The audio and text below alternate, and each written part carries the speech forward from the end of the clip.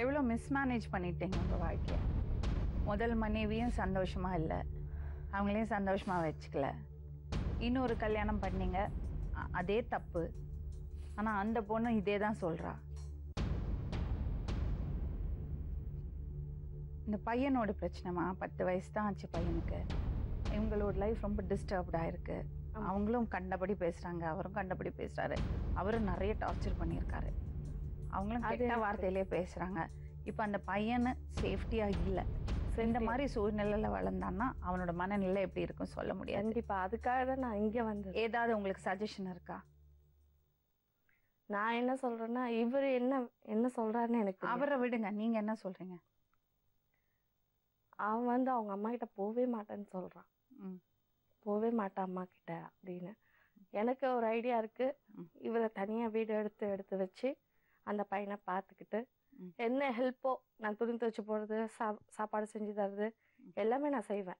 அதுக்கெல்லாம் எங்கள் ஹஸ்பண்ட் எதுவும் சொல்ல மாட்டார். தனியாக வீடு எடுத்து வச்சு நான் பார்த்துப்பேன், ஒன்றும் பிரச்சனை. ஆனால் எனக்கு கையெழுத்து போட்டு கொடுத்துடணும்.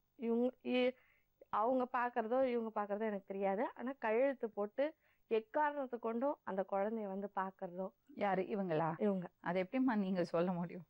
ஆமா, ஒரு தாயிட்ட அப்படி சொல்ல முடியுமா? உங்க அப்பா என்னெல்லாம் செஞ்சிருக்காரு? நான் அப்பாவை எதுவும் அது எப்படி அந்த தாயிட்ட சொல்லுவேன்? ஏன்னா எனக்கு தெரிஞ்சது பாருமா, இந்த முடிவு நீதிமன்றம் தான் எடுக்கணும், நம்ம எல்லாம் சொல்ல முடியாது. எனக்கு தெரிஞ்சது இதுதான் என்னோட முடிவு. ஏன்னா நானும் கஷ்டப்படுறேன், நானும் குழந்தைங்கள வச்சிருக்கேன். எனக்கு வந்து குழந்தைங்களோட அருமை தெரியும். அந்த குழந்தைங்களை எப்படி வளர்க்கணுன்றது எனக்கு தெரியும். அந்த குழந்தை இன்னைக்கு தவிக்கிறது எனக்கு கஷ்டமா இருக்கு.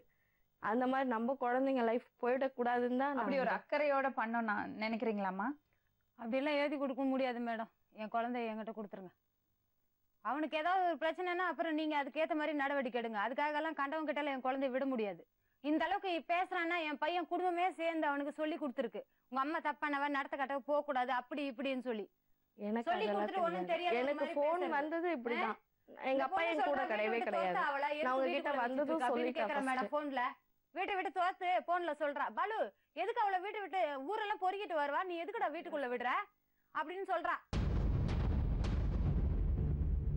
இத பாருங்க, முதல் மனைவியை தொந்தரவு பண்ணாதீங்க, அவங்கள விட்டுருங்க. இந்த பையன் இருக்கான், அந்த பையனை வளர்க்கறதுக்கு நீங்க 2 பேரும் உட்காந்து நல்ல முடிவா எடுங்க.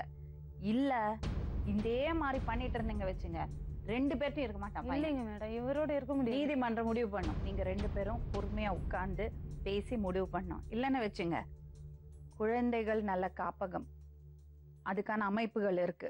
நாங்க போய் கம்ப்ளைண்ட் பண்ணிட்டோம்னா 2 பேர் மேலயும் சிவியர் ஆக்ஷன் எடுப்பாங்க.